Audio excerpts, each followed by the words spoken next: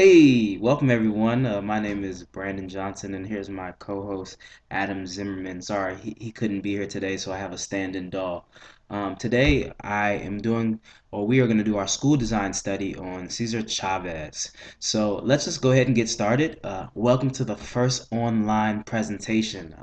I will not be presenting in front of you today, but instead you will do an interactive platform using three components: Edmodo, Zaption, as well as Screencast. So I hope you enjoy it. Have fun. Let's get started.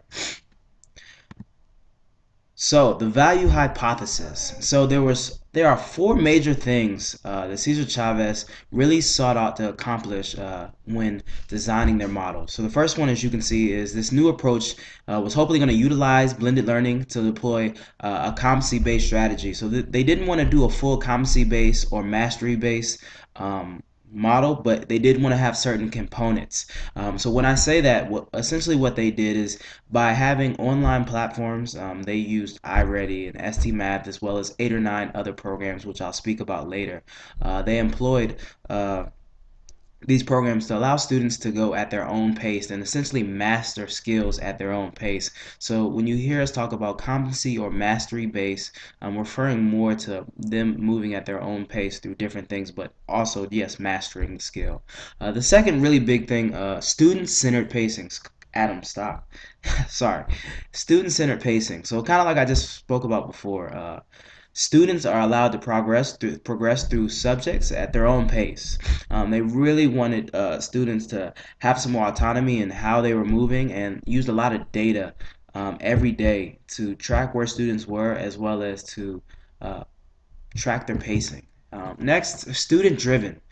So another big goal, and I think this was one of the biggest motivating factors, that they wanted a student driven classroom. So an environment where students are taking ownership of their individual learning experiences. And the last hypothesis was by implementing this model, it would be scalable. So Chavez really wanted to product a model that was worthy of scaling, successful.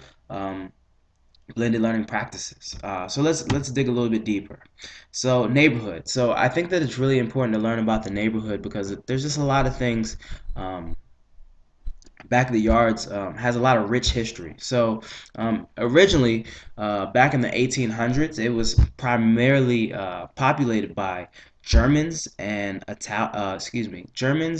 Irish, and they were really big into meat packing. So there were a lot of famous butchers.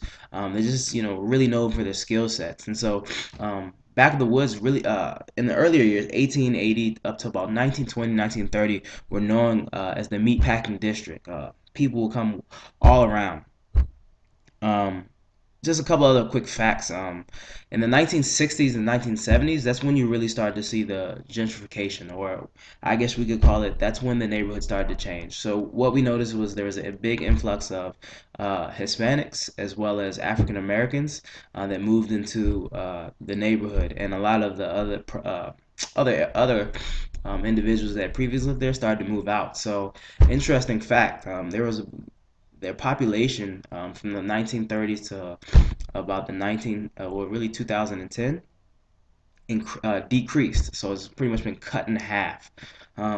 So as you can see on the side, most of the people that do live there, it's 10% white, 30% black, 57% Hispanic, 2% Asian, and 1% other. And so, based on median house income, the average median income was about $647. Excuse me, she's making me nervous.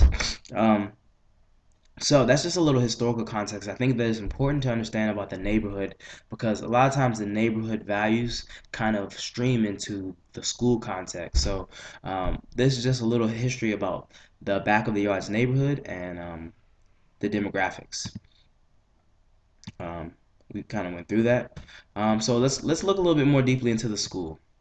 So school. So some of the stats and demons. So it's 99.1% low income, 10.5 considered diverse learners, 52.4 speak limited English. The mobility rate was 13.7%. So 98.2 are on free and reduced lunch.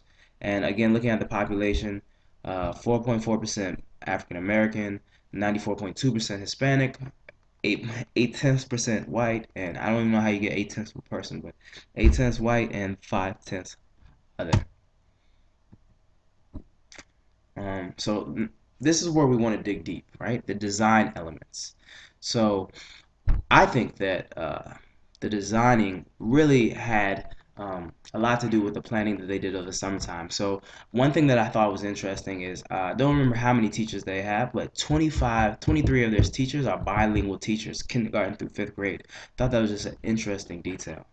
Um, as far as time, they've also extended the school days. So whereas in other school days, you have a traditional 8 to 3:15 or 8:45 to 3:15, they actually had an extended school day, which over time per week accumulated to about 4 hours longer than other students.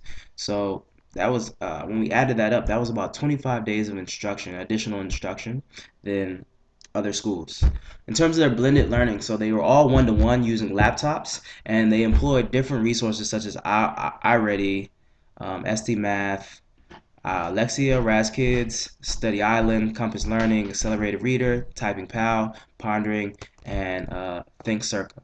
So these are just some of the programs that they used. Again, it was interesting because a lot of programs have said that it usually you only want one or two programs or blended softwares just because it's kind of hard to roll it out. So I thought that it was interesting that they actually employed about 7 or 8 different programs. In terms of the model that they used, so they used the popular station rotation. So three traditional stations, one teacher led, one blended base, and one independent base.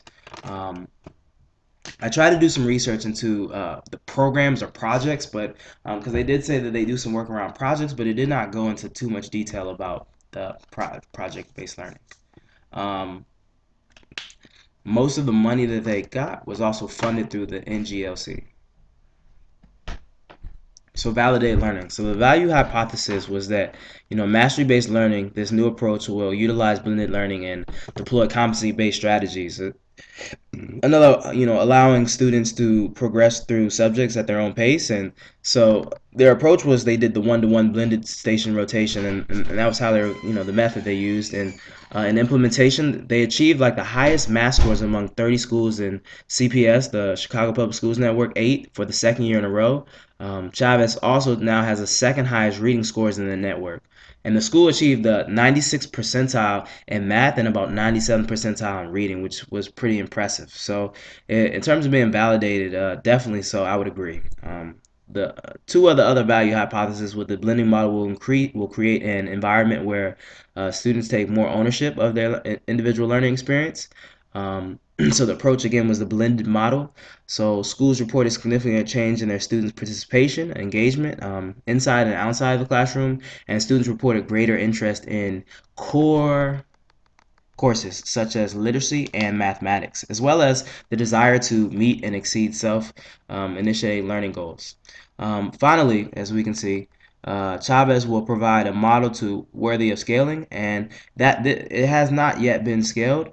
Again, it's only in its second year of implementation, so they are looking at making some edits, but as of right now, this is where it has not been scaled.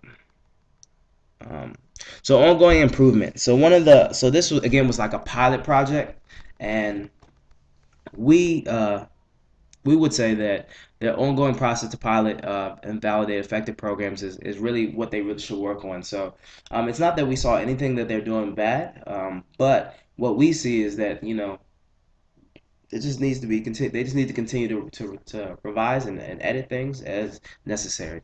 I want to thank you again for this online presentation. I hope you enjoyed it today. Again, me and my co-hosts, we do stand up. Yep. So 1995, you can purchase us online or not, or nah, as the kids say. We thank you for coming here today. Peace out.